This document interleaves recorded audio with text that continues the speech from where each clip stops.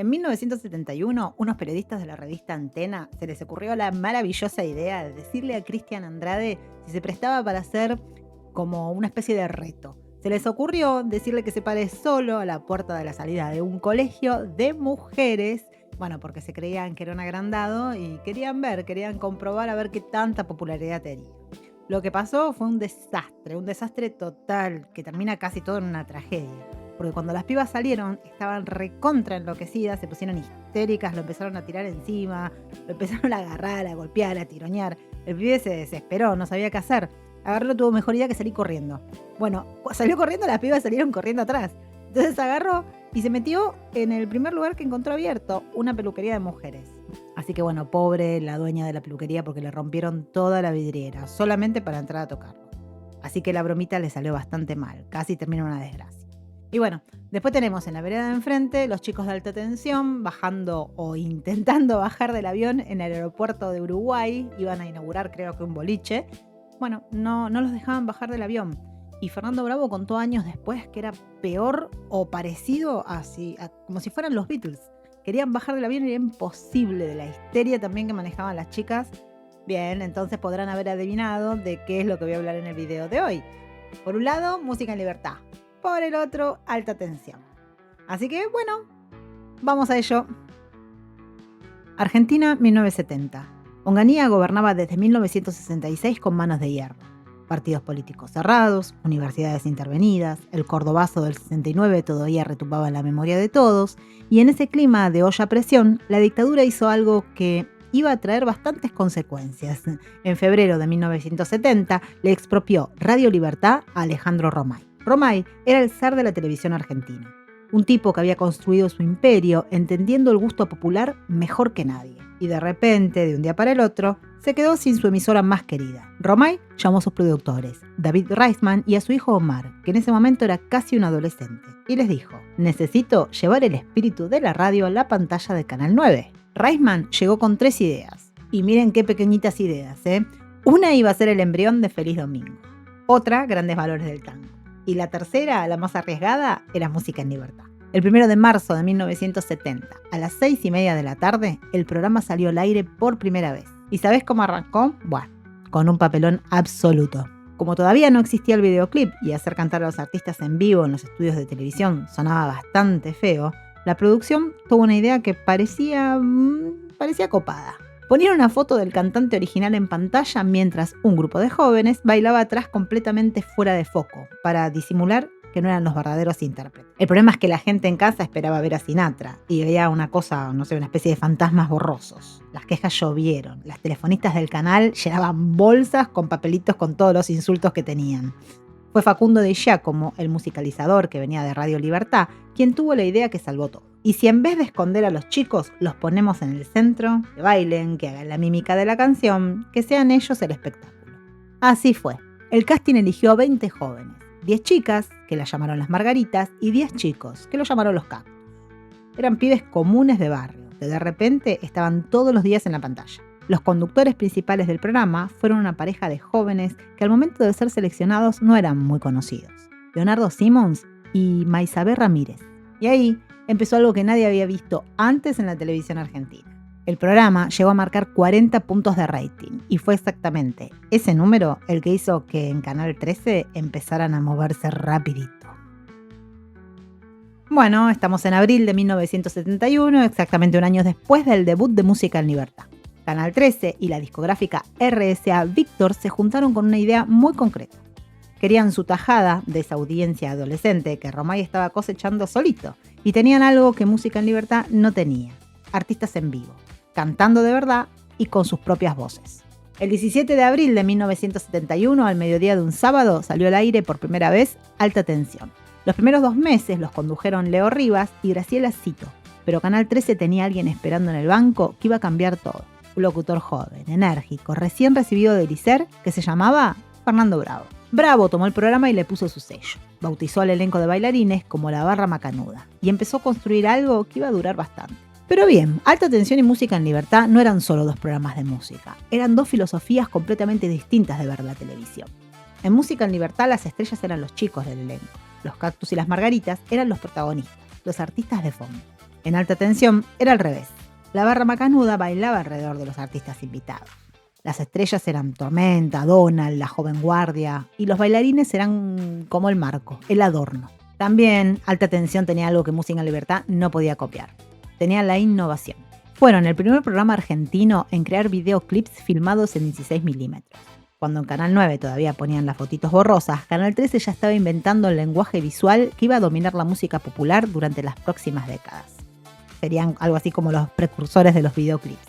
Y la RCA también hizo algo más. Editó los discos del programa en vinilos de colores, naranjas, verdes, rojos. En una época donde todos los discos eran negros, esos vinilos de colores eran un objeto de deseo. La rivalidad entre los dos programas se volvió, como dijeron después, casi futbolera. ¿Eras de Música en Libertad o eras de Alta Tensión? Y el enfrentamiento dejó de ser simbólico cuando Alta Tensión, empujado por el éxito, pasó de salir los sábados al mediodía a emitirse de lunes a viernes por la tarde. El mismo público, la misma hora, pero canales distintos. Ya no era una rivalidad de estilos, era una guerra de trincheras. Y bueno, como todo, llegó su final. Los programas terminaron en 1974, los dos el mismo año, como si hubieran llegado juntos a un acuerdo tácito de que la fiesta había terminado. Para la mayoría de los Cactus y las Margaritas, el programa significó un pico de fama tan intenso como fugaz. Al terminar el ciclo, algunos lograron consolidar carreras artísticas largas, mientras que otros decidieron alejarse por completo de las cámaras. En Música en Libertad había una chica que había llegado de Italia con 15 años. Esa chica era Silvana Di Lorenzo. Había crecido en Nápoles desde los 8 meses de vida. Italia era su mundo, su idioma, era su manera de entender todo. Un día vio Música en Libertad por televisión y le dijo a su mamá: quiero estar ahí. La mamá la llevó al canal. Su tía le cosió un traje de estilo Rita Pavone. La prueba fue con canciones italianas y para Silvana eso era pan comido. Quedó seleccionada al momento. Silvana Di Lorenzo fue una de las que mayor éxito comercial consiguió a largo plazo. Dejó de ser bailarina para convertirse en una cantante solista real. También desarrolló una faceta como actriz en telenovelas y cine. Aprovechó su popularidad como el cactus más carismático para lanzarse como cantante solista. Luego se volcó de lleno a la actuación, participando en numerosas telenovelas y obras de teatro argentinas a lo largo de las décadas siguientes. Fernando Sustaita siguió sumamente activo en la industria musical y se destacó principalmente porque fue la mitad masculina del famosísimo dúo romántico Bárbara y Dick. Bueno, otros cambiaron de rumbo.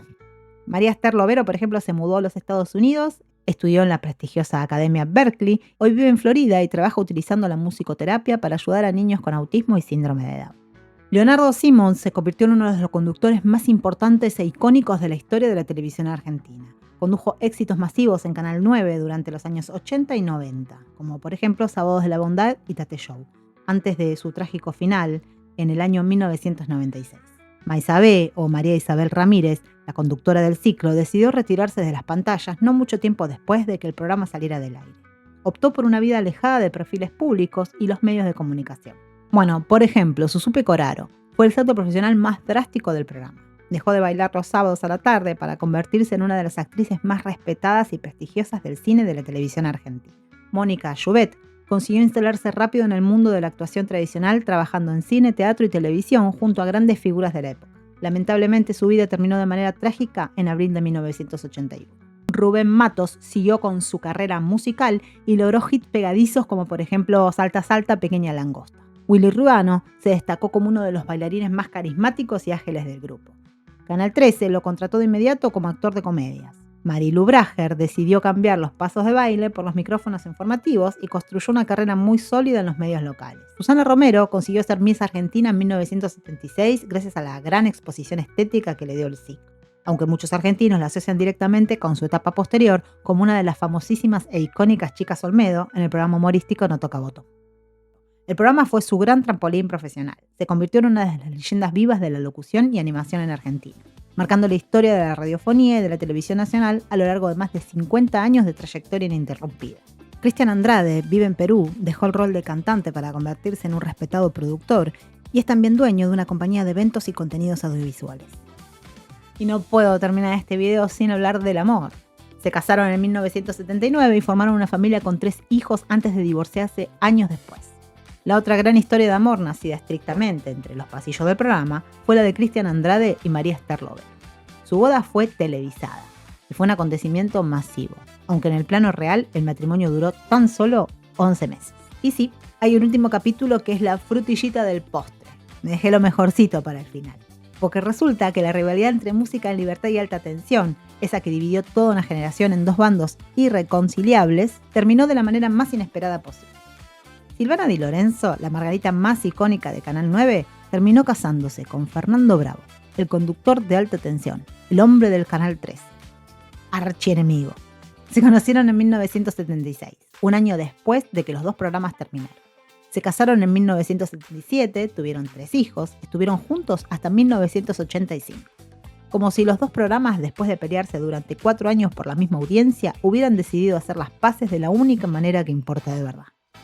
En fin, estos dos programas terminaron en 1974, la Argentina que vino después fue mucho más oscura y sí, todos lo sabemos. Pero por 4 años, en medio de tanto peso, un televisor se prendía a las 6:30 de la tarde para mostrar a unos pibes de barrio bailando. Sin uniforme, sin protocolo y sin pedir permiso.